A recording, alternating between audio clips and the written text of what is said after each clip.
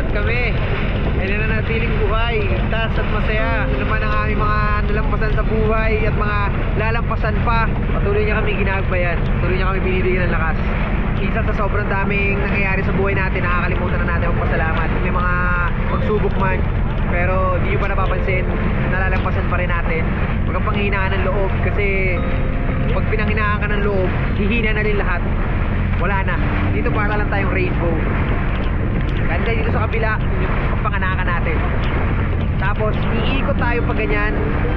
At sa kabila, doon na yung katapusan na ng buhay natin. Ang tanong, ano ang gagawin mo sa buhay mo habang nandiyan ka sa taas? May tamang pag-iisip ka na sa mga panahon yan. Anong gagawin mo?